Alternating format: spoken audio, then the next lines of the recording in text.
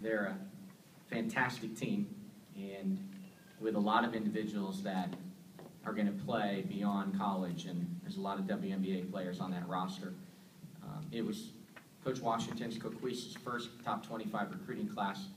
When she arrived, the class that is seniors and very, very talented group, and you've seen what that class has done for a program. Last year's regular season champion, and this year the favorite to repeat. With that said, I thought we competed, and I'm very proud of our team, and went into halftime with a 7-point deficit and did some good things, despite missing some front ends of one-on-one and still too many turnovers that led to easy points and the rebound differential. Our team really tried to stick with the game plan and was really proud of them. And for some of the second half, continued to try to execute the game plan that we went in with. And if that wasn't good enough to beat a team that on paper is certainly more talented than us, that's okay. We're going to shake their hands. We got tired at about the 6-minute mark in the game, and that's when they went on that big run to make the score look significantly like a bad game tonight. And I don't think it was. I think we pushed them. We made them have to play tonight. But proud of our team. We competed. We did some of the things that we wanted to do, both offensively and defensively.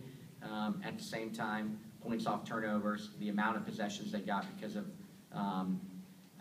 offensive rebounding is just too big to overcome. But this program lost to them by 32 last year. We lost by 22 this year. We're taking all the small victories that we can as we try to build this program, and I'm, for one, really proud. We went toe-to-toe and didn't back down and didn't play scared. We weren't as good. Penn State's better than us, but we weren't scared, and I'm proud of them because of that. Coach, looking at the first about 22, 25 minutes of the game, do you think that's maybe the best this team has played this season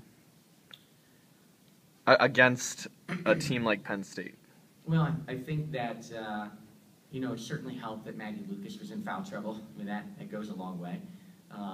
It helps that we were able to get some points to the foul line. Frankly, one of the things that the foul line was helping us do was rest. With 7 players, scholarship players, 8 players total on your roster right now, it slowed down the game, and the TV with the longer timeouts helped us until the end when we finally lost our legs. But I thought we did some good things, and I thought what we saw on tape and what our game plan coming in came true. And did we always get stops? No. Did we always execute to a finish? No, but we were doing what we planned to do in our 48 hours of preparation. So with that said, was it our best game? Well, we did a lot of things that we wanted to do. Anybody else? Could you talk about Malika and Sasha's pretty aggressive play early on? They got into some foul trouble, but Sasha was going to the basket. As you can see, they have 50 points from their starting backcourt tonight. It's hard to beat a team when you give up 50 points to your starting backcourt. But with that said, we made them take a lot of shots to do it. Thought we guarded their post okay. I mean, Nikki Green goes tonight without a field goal. Sasha is our best perimeter post scorer, and she played 10 minutes and fouled out tonight. So she really battled and competed. Unfortunately, we needed her on the floor longer than 10 minutes tonight in there. But we battled with Nikki Green as best we can. I mean, she's a senior, future WNBA player, and we battled with her, and I thought we did a decent job as dominating as that post group that they can keep just coming after you at 6'5", 6'3", 6'6", at one after another. We battled, and Malika was like her non-conference self tonight. She gave us a lot of energy.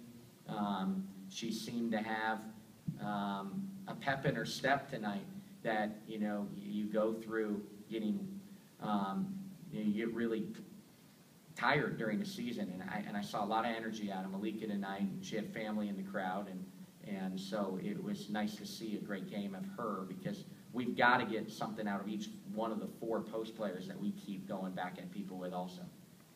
One of the good matchups tonight was Nicole Bell versus Alex Bentley. Talked about being excited to see how that matchup played out with Nicole being a freshman.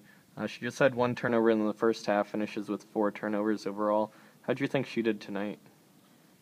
You know, I thought that's a freshman playing against one of the best point guards in the country, and she played 39 minutes with 4 turnovers.